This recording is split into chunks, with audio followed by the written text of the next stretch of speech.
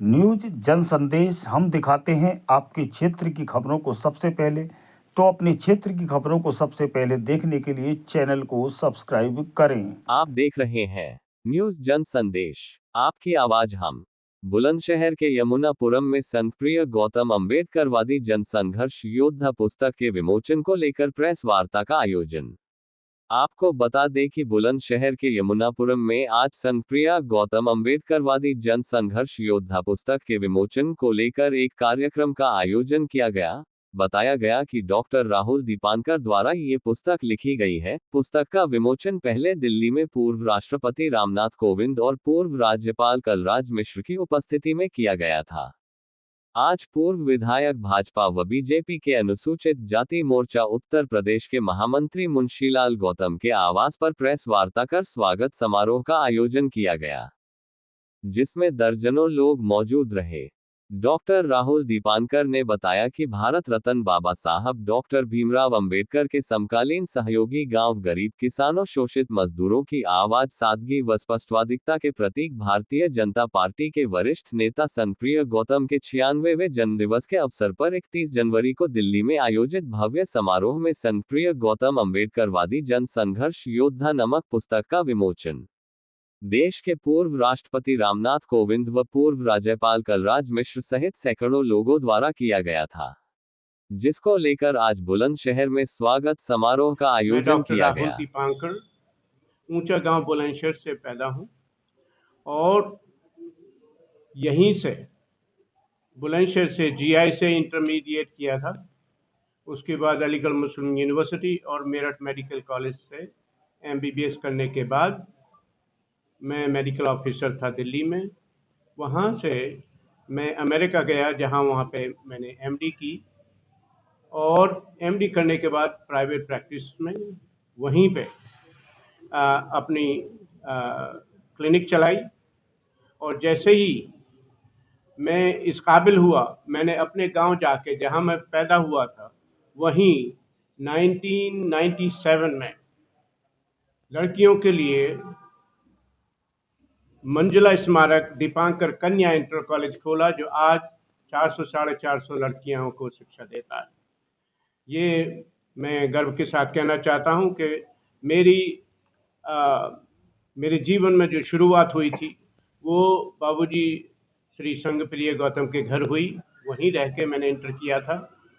जो मैंने देखा और जो मैंने समझा और जो मेरी सामाजिक, राजनीतिक और जो भी जागृति, जो डेवलपमेंट हुआ, वो उन्हीं की छत्र छाया में हुआ।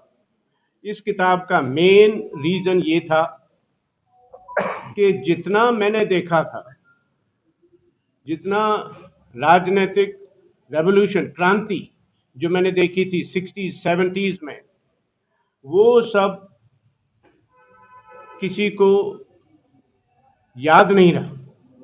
मैं कई सभाओं में गया जो जवान लोगों को बीएसपी से पहले किस तरह के हमारे राजनीतिक मूवमेंट आगे आए, कैसे कैसे बढ़े, उन सब का कोई हिस्ट्री नहीं थी। और आप जानते हैं, जिस समाज की, जिस सिविलाइजेशन की, जिस कल्चर की हिस्ट्री खत्म हो जाए, उसका भविष्य भी अंधकार में।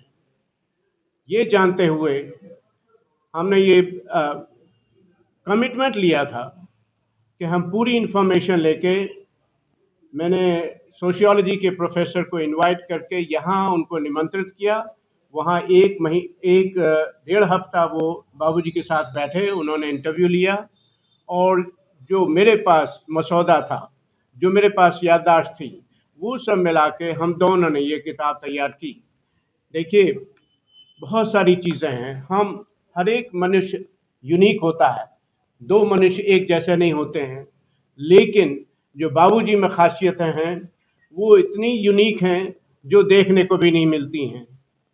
जैसे कि मैं बताना चाहता हूँ, उन्होंने एजुकेशन पाई, आज़ादी के कुछ ही सालों बाद बीएससी और एलएलबी किया। वो चाहते तो आईएएस पीसीएस या बिजनेस या प्राइवेट प्रैक्टिस में इतना धन कमा सकते थे, इतने आराम से जीवन गुजार सकते थे, लेकिन उन्होंने क्या किया? उन्होंने पब्लिक सर्विस को चुना, समाज की सेवा को चुना। और बाबा साहब ने जब शेड्यूल कास्ट फेडरेशन को बदलकर रिपब्लिकन पार्टी 1956 में शुरू की थी और जिसकी स्थापना की थी, उसको श्री बीपी मौर्य और श्री संघप्रिय गौतम ने इस तरह से उसको बढ़ाया कि 1967 में 10 एमएलए उनके रिपब्लिकन पार्टी के यूपी असेंबली में थे और मिनिस्ट्री में शामिल हुए। इस सब का ज्ञान हमारी अगली जनरेशन को, पीढ़ी को कहीं नहीं दिखाई दे रहा था। हमको सोशल मीडिया में कोई रिकॉर्ड दिखाई नहीं दे रहा था, किसी इतिहास के टेक्स्ट में कहीं लेख नहीं मिल रहा था। हमको ये जिम्मेवारी लगी, मौका ही नहीं, जिम्मेवारी हम महसूस किए कि उस समय का जो इतिहास है, उस समय का जो विवरण है, जो श्री संघप्रिय गौतम के जीवन कथा के अनुसार उसको दर्शाया जाए, उसको रिकॉर्ड किया जाए, वो खास वजह थी। दूसरा, आजकल राजनीतिक जागृति बहुत है, लेकिन ऐसे राजनेता जो निडर हों, जो ऑनेस्ट हों और जो क्लियर स्पीकर हो, ऑनेस्ट स्पीकर हो और बहादुरी से अपनी बात समाज के सामने, राजनेताओं के सामने, सरकार के सामने रख सके, पार्लियामेंट में रख सके, ऐसे नेता बहुत कम दिखाई देते हैं। बाबूजी उनमें से शिखर पे हैं। बाबूजी ने हमेशा आइडियलिज्म को, आपने देखा होगा, वो किराए के मकान में, ये कचहरी के साथ लगे हुआ एक मकान में रहते थे, जहां मैं उनके साथ रहा। हमको गर्व होता है जब मोदी जी की हम बात करते हैं विश्व स्तर पे कि उन्होंने स्वच्छ भारत